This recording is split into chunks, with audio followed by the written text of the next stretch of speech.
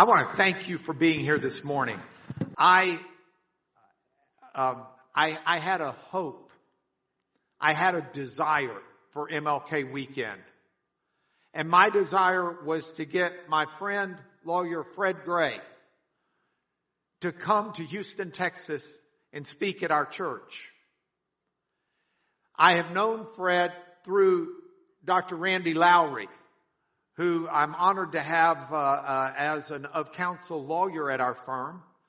He served 16 years or so as the president of my alma mater, Lipscomb University. And Lipscomb University, when I went to school there, and I graduated in 1981, had recently been integrated. But as a Christian university, it had not historically been integrated. And even when I was there, if you were black-skinned, you could go to school there, but it was not a coincidence that in the dormitory, you lived in the basement. I grew up in a home where my mother had been the human relations director for the city of Lubbock before she opened the first food bank. And what my mom's job was to try to find reconciliation and unity among the three major groups in Lubbock. And that would have been the Latino group, the group with black skin, and the group with white skin. And there was integration in Lubbock at that point, but it was still as restrictively, carefully done as possible. So there were two middle schools that everybody knew of as being the black middle schools. The other middle schools were mixed, white and Latino, by and large. But I grew up in a home where we were taught the Christian principle that regardless of what color your skin is, you as a human being are made in the image of God. You can be an albino. You can be someone who is white. You can be someone who's brown. You can be someone who's darker than brown, dark brown. It doesn't matter. You still got a heart. You still got a brain. You still got bones. You still got a liver or a spleen. Some of you still have an appendix. You still got a stomach. We're people made in the image of God. So I grew up with that, but I also grew up aware of the fact that not all of the world sees it that way. And I grew up with an understanding part of our Christian mission is to teach everybody that we are all created equally in the image of God, and God loves us all. And if we truly believe what the Bible teaches there, then we will treat each other equally, and we will treat each other with love, as Pastor Jarrett just profoundly preached in the last service. So here's what I wanted. I wanted Fred Gray to come to class today. I wanted him to come to church. Jarrett and I schemed this. Pastor Jarrett and I schemed this 6 months ago, and we started lobbying Randy Lowry because we know the key to Fred Gray is Randy Lowry. And Fred's gonna quit hanging around me because I just bother him all the time. We took Fred to Lubbock, Texas last November because we found out that he did not yet have a degree from Texas Tech University. And that didn't seem right. So they gave him an honorary law degree. They put a chair in his name at the law school for civil rights. And the mayor gave him the keys to the city. I asked him, have you ever gotten keys to the city before? And he said, to a city before? He says, well, yes. I said, well, I'll bet they weren't as big as those. He said, actually, they were bigger. So Lubbock has now adopted humility. But I have asked him to come up here. he's been awarded the Presidential Medal of Freedom. He's just an outstanding Christian man who has preached since he was 12 years old. He's 93. Do that math. And I have asked Pastor Jarrett if he would join me in interviewing Fred Gray for this class. So would you join us, please, in welcoming Pastor Jarrett, of course, and Fred Gray to the stand, or to the platform.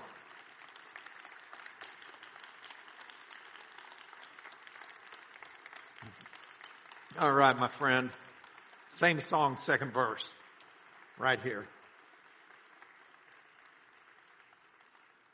And Fred, we're going to put you front and center, if you don't mind. I should call him Mr. Gray out of respect, and I do respect him, but sometimes I call him Fred because he's just become a very good friend. That's all right. And please understand, no disrespect intended. Yeah. When I announced that you were coming, everybody sent me an email about the AARP. We're getting some feedback from this speaker right here. It's really sharp. The AARP bulletin. And I don't get this. My wife does, but I don't.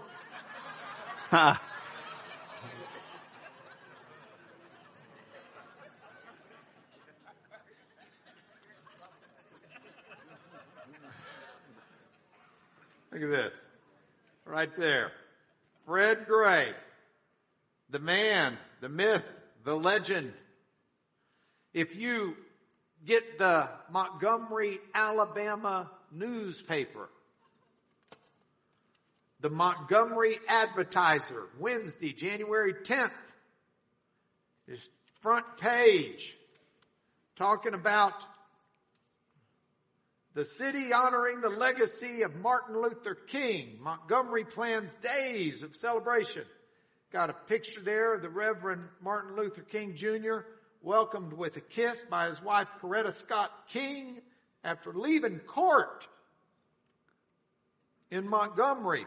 And a file photo they had from March 22nd, 1956. And you can see Reverend King.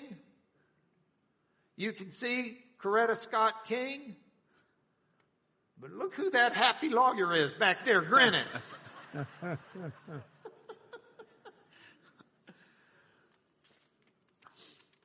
I think these folks, a lot of these folks, probably over half of them heard. Thank you. But I want to start where Pastor Jarrett asked you this morning. I want us to hear one more time what your mother taught you growing up. My mother taught all five of us, and I was the youngest of five children, that we could be anything we wanted to be if we did three things. One, keep Christ first in your life. Two, get a good education. And three, stay out of trouble.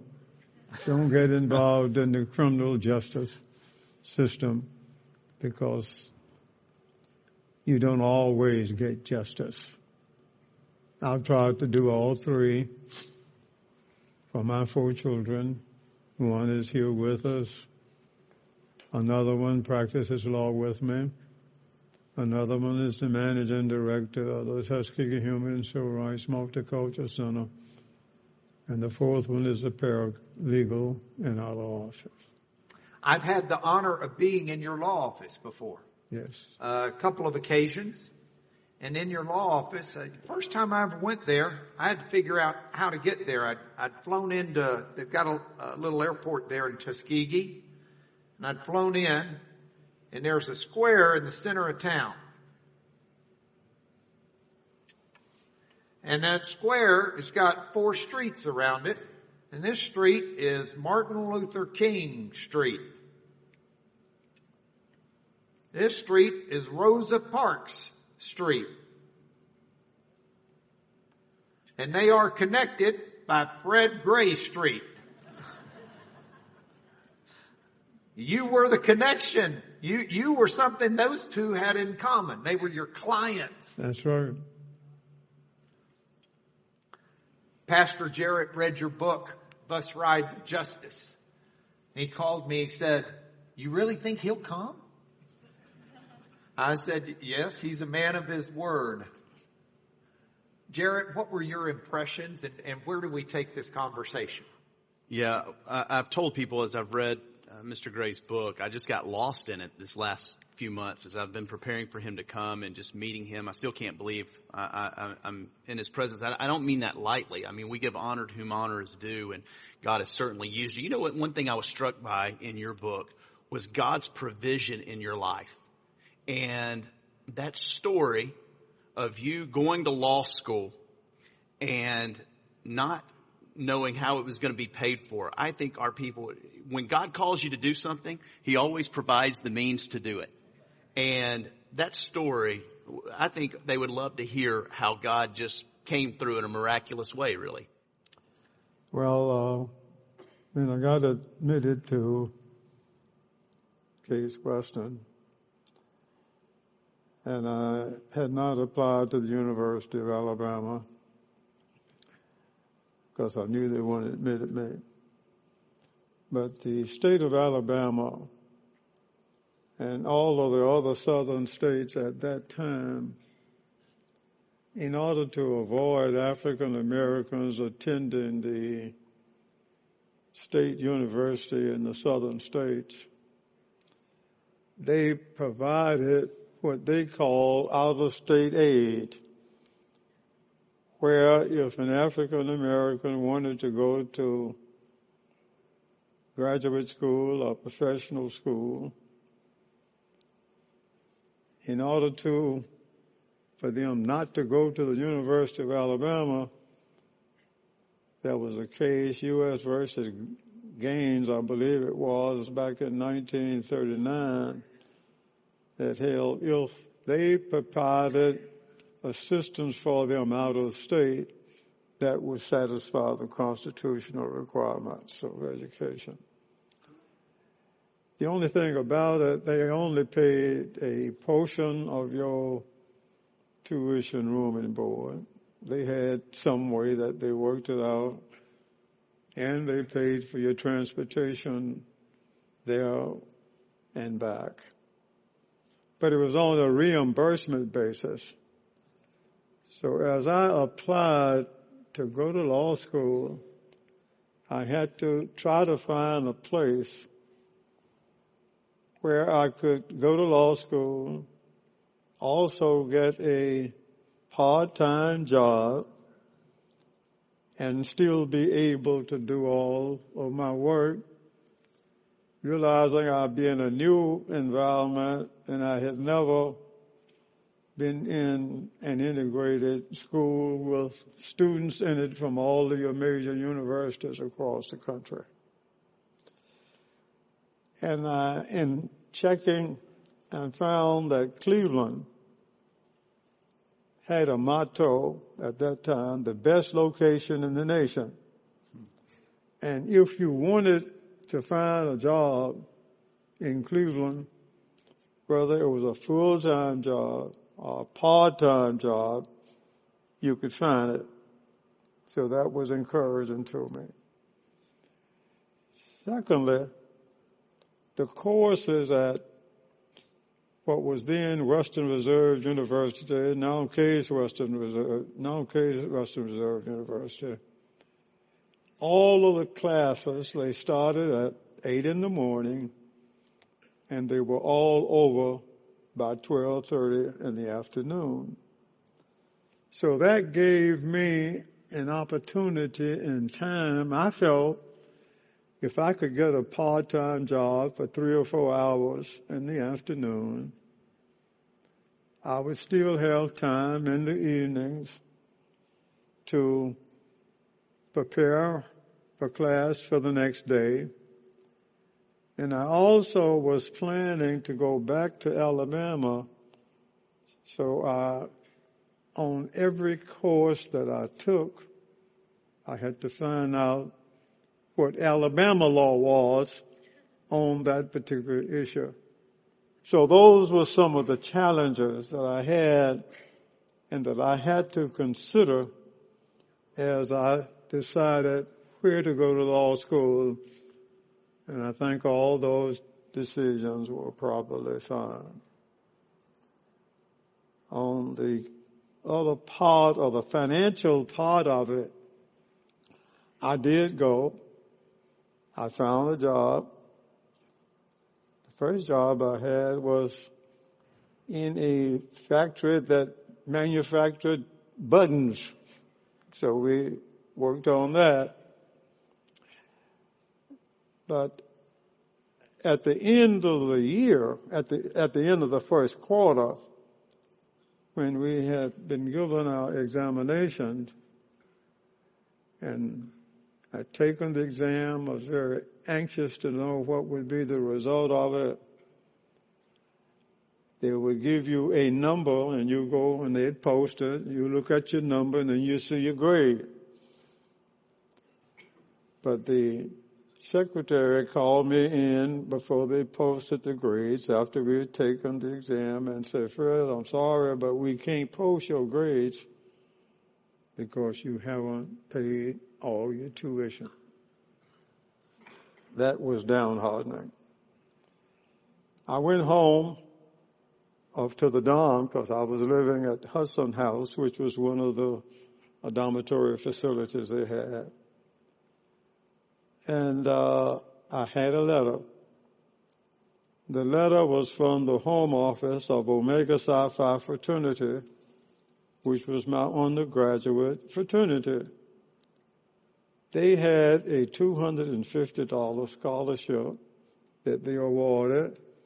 I had applied for it months before. Didn't get any information that I'd been granted it. But on that day, there was a check for $250, which was more than enough to pay the balance of my tuition. And he got his grades. He was in the top 15% of his class. Yes. And this just speaks to his integrity. He continued to write checks to his fraternity to bless others who blessed him. Yes, that's correct. Powerful. And still do. That's beautiful. I'm amazed at that story. Law school, generally, you only get one test for each class. And that one final exam is your entire grade. Right. So until you go see what your number is that they put in the window and you start seeing, you don't have any idea, did you pass? And if so, did everybody else do better than you? Or where did you rank? And you're there at your first integrated school with people from all over, and you killed it. Yeah. I was proud of myself and was glad because I really wanted to, I'd done pretty good at Alabama State, but to be in competition with these persons who've been at all of your major universities and had all of the facilities and all of the resources, and here I am from the ghettos of Alabama, I felt good. And just amazing that not only was he studying for classes and carrying the workload that you heard that he was carrying to make ends meet, but on top of studying for his classes and working, he was reading everything about Alabama state law that he could find in addition to what he was already doing, because he knew he was coming back to Montgomery to do everything he could to destroy segregation where he found it. Right. That's amazing. Amazing. It really is. And I just want to punctuate this. Most law schools will not allow you to work your first year. They will not allow it because the odds of you being able to work and pass are statistically long shots. And yet you did it both. All right. So a lot of people have heard some of this discussion. And I started out my conversation with my experiences growing up and then at Lipscomb. Lipscomb brings Randy Lowry in to be president. and he decides that the school needs to be different than it's been before. And he contacted you because what you did not tell people earlier is the school you went to for preaching was where the black kids could go to learn to preach because they weren't going to be allowed in Lipscomb. When you got contacted by Randy Lowry, tell us how he brought Lipscomb full circle and that gets you here. Well, of course, I received the first knowledge about the possibility of receiving an honorary degree. It didn't come from Dr. Lowry, but it came from the preacher at Simpson Street in Atlanta, Georgia, and to Harrison. And he says, Fred, Lipscomb want to give you an honorary degree and want to know if you would accept it. I said, yes, I'd be happy to accept it. And I did. It wasn't the first honorary degree. You know, the first honorary degree I received, you wouldn't believe it, was at the University of Massachusetts in Omaha. And it came about through some other persons who had some connections up there. And that was a long time ago. But I did immediately accept it. And I was invited up. And it was not at a usual graduation when you give honorary degrees along with others, but it was a special dinner.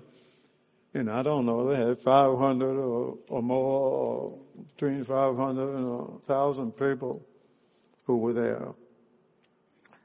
And I found out later, and they had the city officials and state officials and federal officials. But I found out that the location of the building where the degree was being conferred, occupied a part of some land that one of the professors at Lipscomb, and it was Brother, forget his name, I'll think of it in a minute, but it's in Bus Ride to Justice. But when I was a student at Lipscomb, I ended up working for him, and Lipscomb later bought that property, and I was just happy that they would use some of the black boys over there to work for them at Lipscomb. We give you honor. I hold you up in high regard for what you've done as a lawyer, as a man who has sought equality for the races. Please understand the kind of law he chose to practice does not pay diddly squat. He didn't do this for big dollars. He wasn't a big dollar lawyer. He did this out of a burning sense of calling by God in social justice.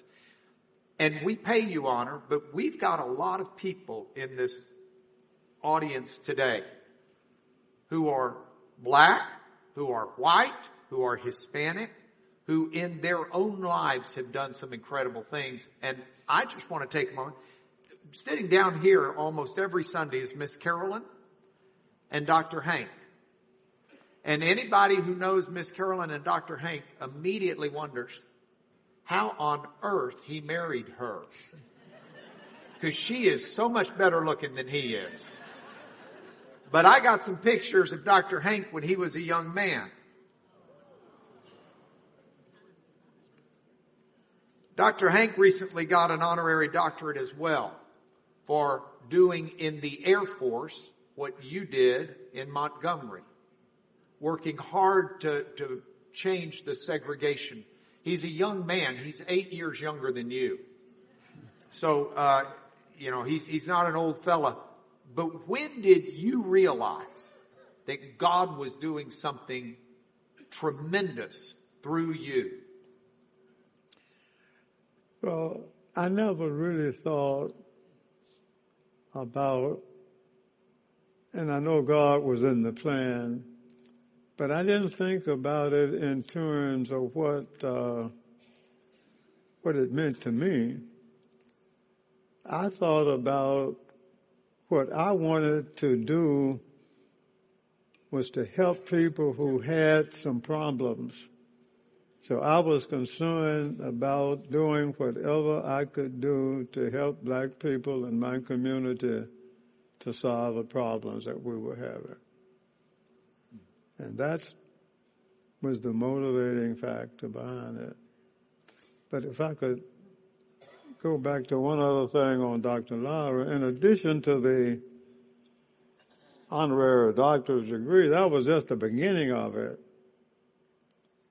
He decided that he wanted Lipscomb to enter into a memorandum of agreement between Fred Gray and Lipscomb University in order to bring about and better harmony between the races and the hard feelings that had existed between Lipscomb University and the National Christian Institute, which I had attended and couldn't go over there. And when they took the assets that was at NCI and gave them to Lipscomb, and those of us who were graduates of NCI thought that Lipscomb was doing us harm. And guess what we did? You sued him. Filed a lawsuit against him. You took my alma mater to the Supreme Court. No, didn't take him to the Supreme Court. You would have. We took him to the Court of Appeals.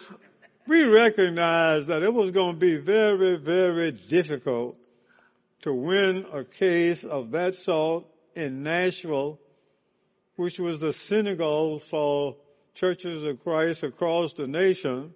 And we recognized that it was going to be a hard fight. But I also recognized that to live with ourselves, we had to do it.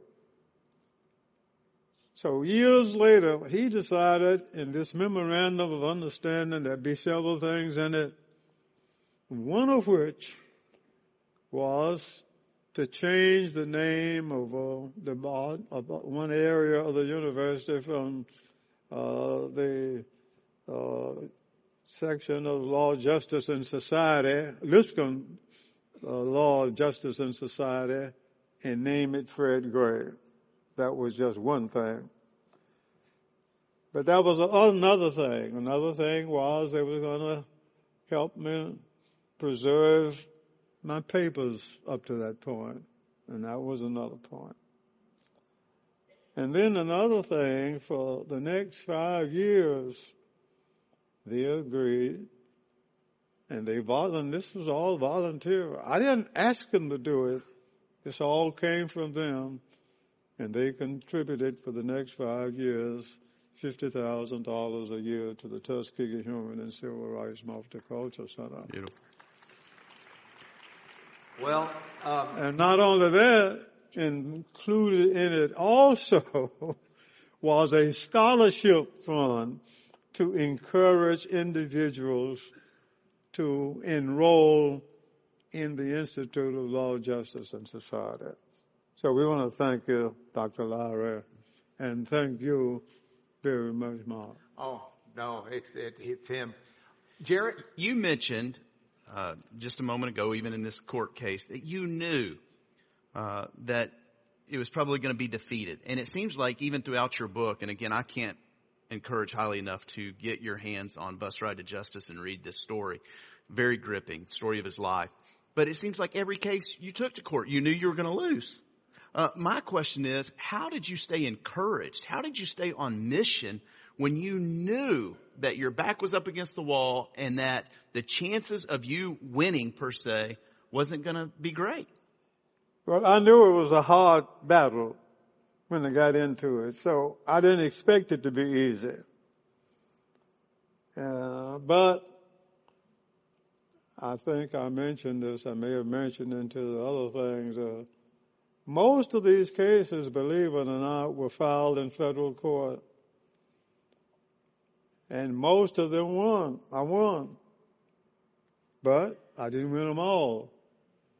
Many of them, or several of them, that Judge Johnson ruled against me, and he ruled against me in a couple, I got reversed. For example, he ruled against us in Gomillion v. Lightfoot. The Supreme Court reversed them. But that was another case we haven't even talked about that I think I should have won, but I never won it. Yeah. If you want to know about it, I'll tell you about it. I'd like to hear about it. Okay. I got 3 of those that I never won that I thought I should have. I want to hear yours. Okay. In Montgomery, early on during the bus boycott, there was only one state-supported college. And that was Alabama State College for Negroes. Auburn University was some 60 miles northeast. The University of Alabama was in northwest Alabama, over 200 miles. At that time, I'm not sure they had a University of South Alabama down in Mobile, but they had Florence State up in northwest Alabama, in Alabama State there. But the white people in Montgomery wanted a state college or university in Montgomery. Instead of taking Alabama State and making what it wanted to make, and University of Alabama had a little branch on Bell Street near Maxwell Air Force Base at the time. But they wanted a university in Montgomery. So the legislature passed legislation creating a commission to establish the University of Auburn in Montgomery. And I thought that was wrong. We filed a lawsuit, and because we had Supreme Court decisions about all of the schools now up to that point, including Brown versus the Board of Education. But Judge Johnson ruled against us. We appealed that case to the Fifth Circuit that ruled against us. But I was encouraged. But then we appealed it to the Supreme Court and lost it. So the greatest loss I had was that, and I think in Blessed Art the Justice there should be a section on the university that never should have been built, if you look on the index of it. Some people told me some years now what happened since then? Alabama State became a university. It's in Montgomery. Auburn University has in Montgomery a university. Then Troy State, that was just a community college, decided they wanted a presence in Montgomery. So you now have in Montgomery, Alabama, probably the only place where you have 3 state-supported universities. Alabama State University, Auburn University in Montgomery, and Troy State University. All there. Amazing. That gave rise to another case, Knight versus the state of Alabama, because now you have all these state institutions, and they're really discriminating against blacks. So then we had to file, and we became involved in that, representing at that time Alabama State University, because it wasn't getting as much resources as Auburn and from University of Auburn, as well as Troy State.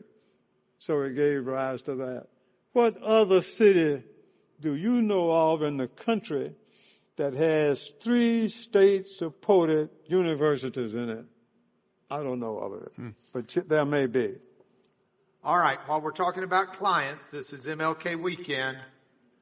And one of the cases where you represented Martin Luther King, and you're the good-looking one there, right? I'm the younger of the two. You're the younger of the two. He was 2 years older? That's right. All right. One of the cases where you represented him, and one was his tax case. And you won that to an all-white jury. Tell us about that case. Well, I was one of a team that was put together in order to win that case. After Dr. King, after the bus boycott was over, Dr. King decided to go back to Atlanta because the organization for which he had been able to help to get the bus boycott was all over. And all of the existing black organizations had their own leaders.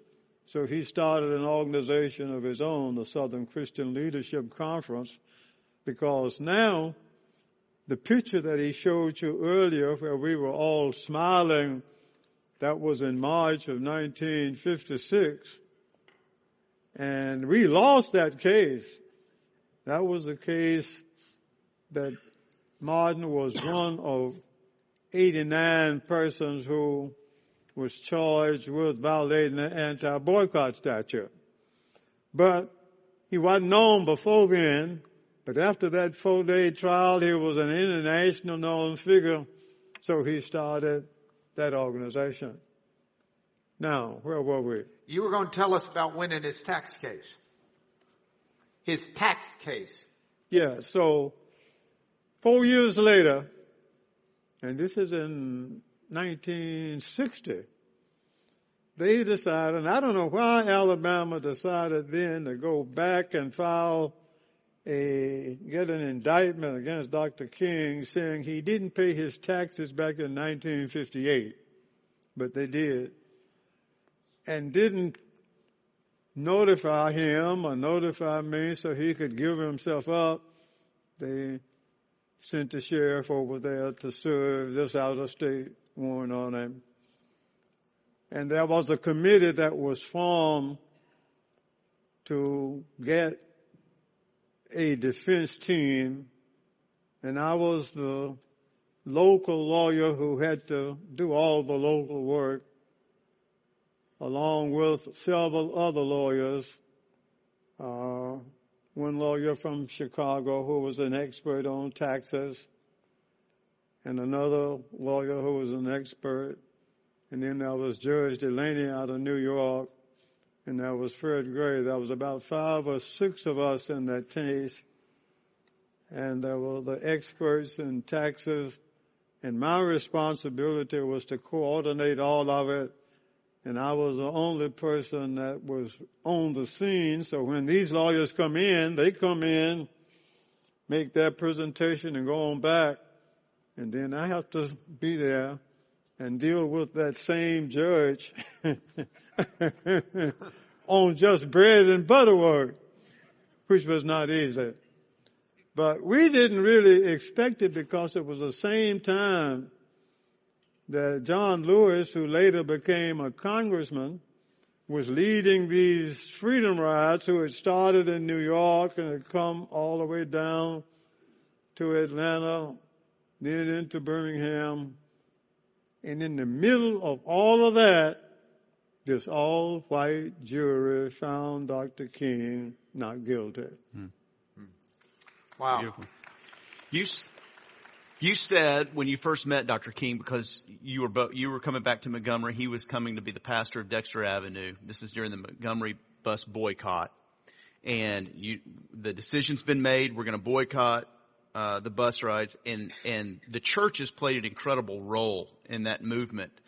And you write in your book about the first meeting that the churches had. It was almost like a pep rally of sorts, that this is what we're going to do. And it was the first time you heard Martin Luther King Jr. speak. You said it was like an Acts 2 environment. It was. Talk about that. Because I didn't know Dr. King. I wasn't a member of this church, but didn't know him. And the only people who really knew him were just the people around his church, because he hadn't gotten involved in anything at all. But when I listened to him, and when I observed the audience, how they were listening to him, as far as a person who had the ability to move people with words, I agree with what Joanne Robinson had told me in her living room a few days earlier, and that is he could move people. And he was able to move people whether they were with him or whether they were against him. He had a tremendous ability, but he was also a very human type person. And he believed in nonviolence. And in one of our meetings, and we were taking place to show you the kind of person he was, I had a brother who was in school at Alabama State and later was also a member of the board of the directors of the Montgomery Improvement Association. And we were in a meeting and Dr. King was talking about nonviolence. And my brother Tom said to him, Dr. King, that's a nice ploy you have about nonviolence. He says, Brother Gray, it's not a ploy. Nonviolence is the only way we can win. We can't win without it.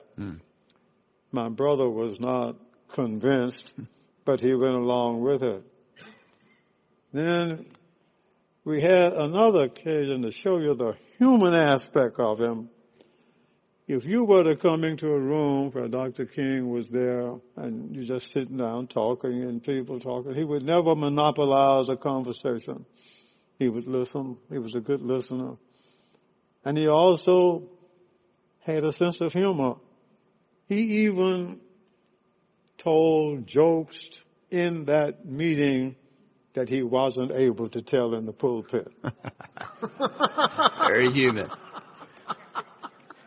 You know, what's amazing is when all this is going on, you, Mr. Gray, are 24, 25 years old.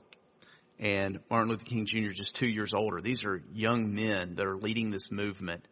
And you were with him when his home was bombed. Talk about going to his home after that moment, because y'all were in a meeting together and you get word. Talk about that. Well, actually, this was a very tense area. Montgomery had not had too much violence like they had in Birmingham. The one major event was when the Freedom Riders arrived with John Lewis, and they were beaten a little bit at the bus station there, and the judge was right next to the federal building. So we weren't really accustomed to too much violence and didn't expect too much because we weren't doing anything that should have participated. But when Dr. King was at a meeting and got word that his house had been bombed, and this was in February of 1956, 2 months after the boycott, then Dr. King and all of the leaders who were at this meeting, it was a meeting in Abernathy's church, went to the church, and by the time they got there, of course, the police were there, and you had a whole mass of black folks who had assembled.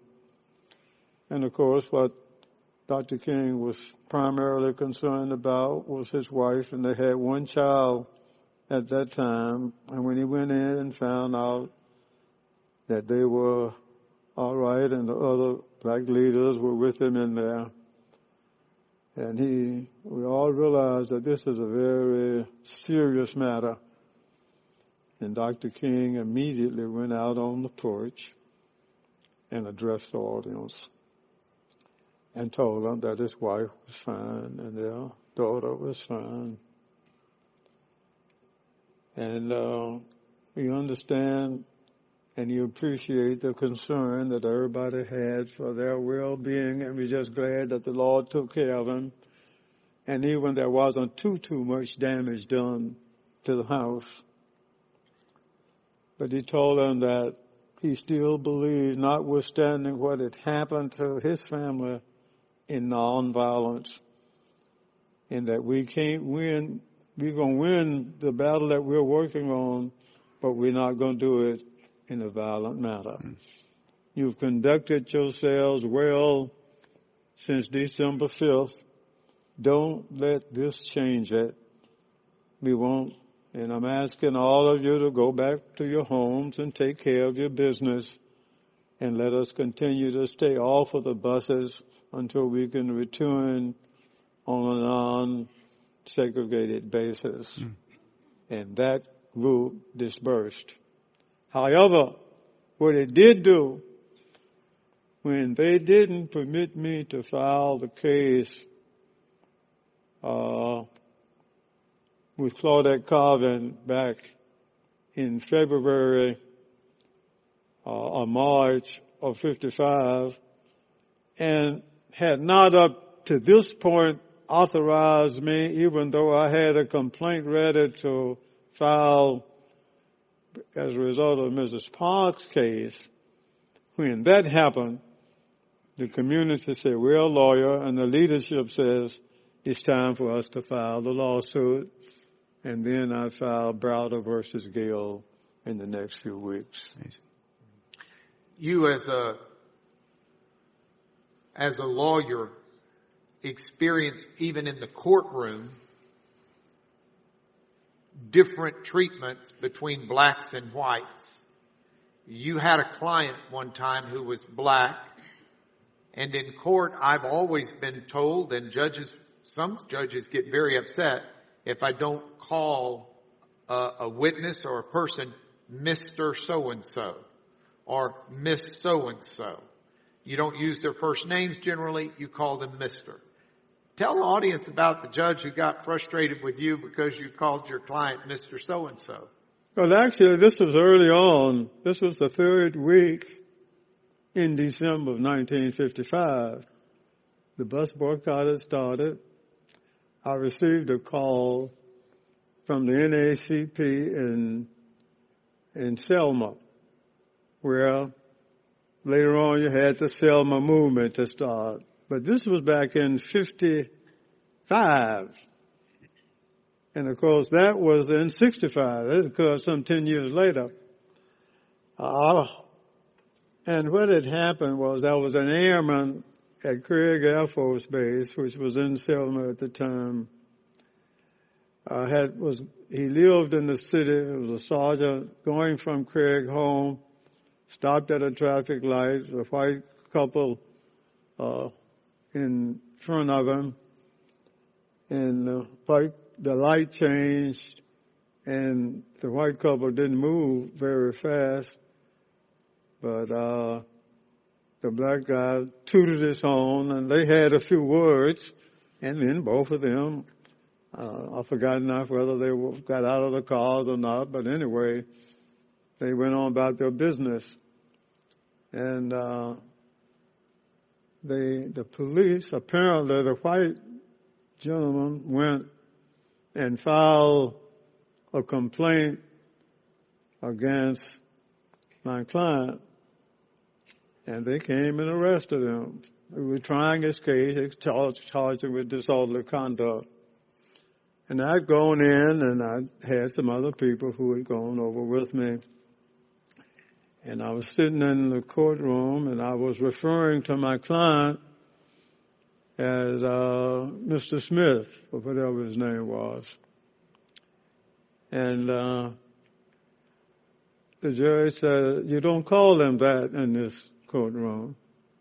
I didn't realize what the judge was talking about. Then it dawned on me, I called him Mr., and the judge was objecting to the fact that You called a I black man. called the black man Mr. He said, "You don't call it that."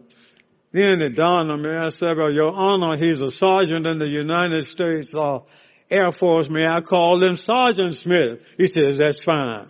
So I called him that.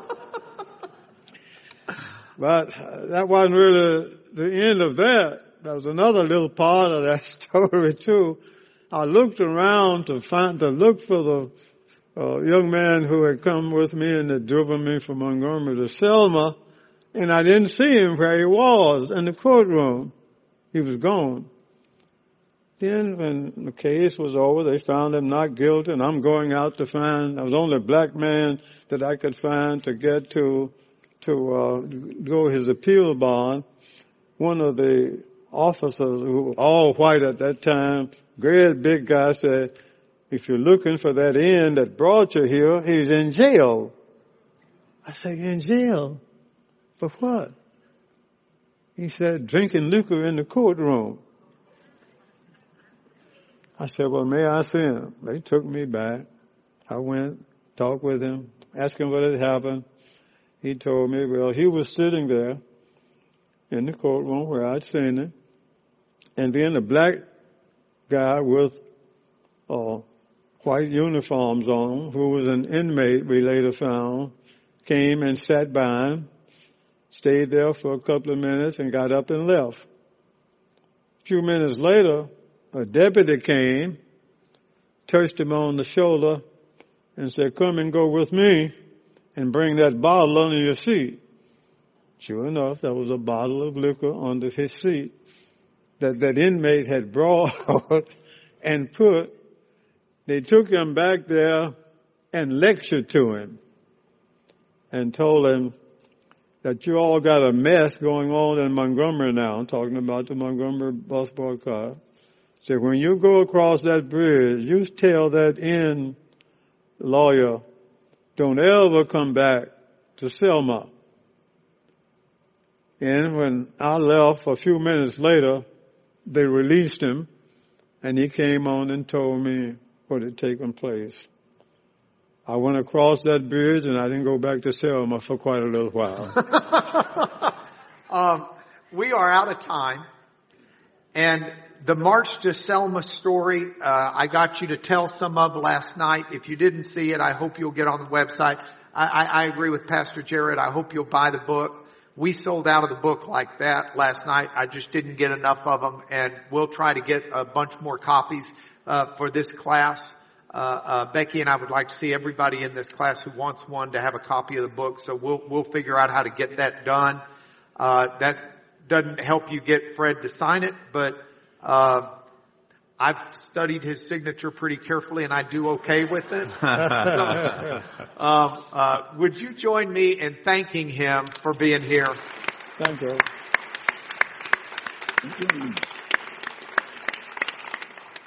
Okay. Thank you very much. Thank you. Thank you. Thank you so much. Okay. Thank you. God bless you. Thank you. Pastor Jarrett's got a sermon on love that follows the interview, and I think Pastor Jarrett's going to be asking a few different questions in the next service. I tried to steer clear of those. Great. I got to tell you, this has been a wonderful day, and I wish you had time to spend. They would take 3 hours because everybody would love a picture with you. I'm going to get one where Becky's kissing me on the cheek like that, and you're right behind us. I'll stand. But anyway, thank you so much. Can I bless us in the name of Jesus, and we'll separate out. Father, in the name of Jesus, I ask your blessings. I ask your continued blessings on Fred, Gray, Senior, Junior, all of the clan, everybody that works together with him. I ask you continue to bless their work. Thank you for what he does. May it serve as an inspiration to all of us to look to you for guidance in this world, to do your goodness everywhere we have an opportunity. Empower us, Lord, we pray in Jesus' name. Amen. Amen.